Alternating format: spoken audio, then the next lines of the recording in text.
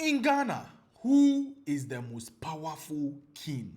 Now, we are in the whole of Africa. Who do you think is the most powerful king as well? So, celebrated journalist Nana Aba Anamoah, a brilliant submission on .ea the burial rights of Asantehene.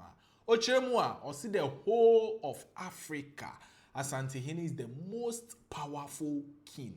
Or see nobody, no individual comes closer to him in terms of kingship. Now, Ochemua said the rich culture, the rich lifestyle, you know, how this Asantehene's burial right unify the whole country, you know. HSA the throne Asantehene etna so no enye throne ketwa in the whole of Africa. Now respectfully or criticizes certain things a course so during Asantehene's burial rites. Now senye or submittee and the point aman for applauding. I don't feel wasting more time. Nyabo 3 negotiate the Nana Aba Anamoah ekai. I think the major failing for this funeral, I mean, you don't have to be an Ashanti to admire what happened there. I'm a Fanti, my mom is Eve, but you cannot take away the culture, the history, the tradition, the authority of the Ashanti kingdom. It's untouchable. It compares to none, you know. It compares to none. And you know, it's beautiful. And ye say adiwe this week it seems. If you, and I'm not criticizing the kingdom, I'm just criticizing the media. If you watch other funerals, and I have to bring in Queen Elizabeth's funeral, right? Or share on any channel, you had royal commentators who understood the nitty-gritties of the funeral. Omukuta trumpets way, it is symbolic. This is what it means. When you watch that funeral from Westminster Abbey, it is education from the beginning to the end. What we haven't done really well in Ghana is to specialize, specialize. There should be people who have authority over things like this. It doesn't have to necessarily be an Ashanti. Historians. Now, why we failed was that we have royal historians in this country. We have people who understand the tradition. They understand what happened. So what we could have done as media houses was to rope them in, because that's what happened with Queen Elizabeth. ITV had it, BBC had it, Sky had it, CNN had it. They all had it. It was education. And yes, Obi can say, or TikTok, no, be so because the stories were too many, and at some point you didn't know which one to believe. It's in going forward, and I think this wasn't the main funeral, right? Yeah, this is not the main.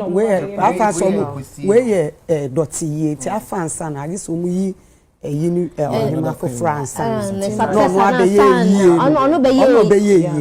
see, I didn't even know this. No, we have time to plan it properly. Say the coverage now. We're seeing multiple cameras. There's a camera will be crossing way because I'm watching what TV was a bit talking. You should have watched UTV, because it was like, seamless. Hey, was quick one exactly. Media house, because yeah, it was live too, and you recorded. It was live. There was an experienced person like Nana Aba. Okay. Then that is excellent. Yeah. That is excellent. So going forward, the other media houses should watch and learn. You know, it's very important. Now to go back to the point Lexi made, very important points, because we are not telling our stories. And I don't know how, and I know we're talking about National Film Dialogue.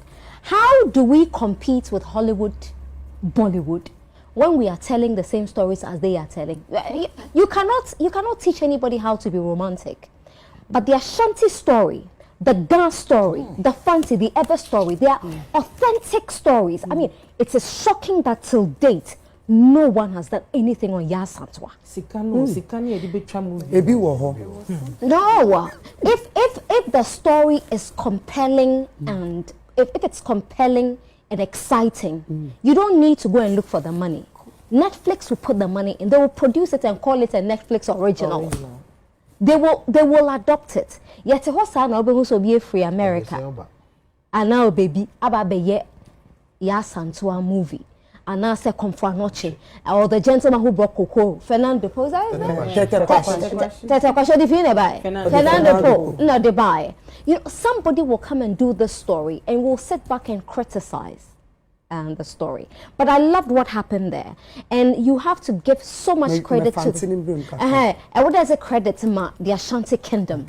Because it was what sort of finding a way to reconcile tradition and modernity, because you wouldn't expect certain things to be on TV because they were sacred, but they allowed it.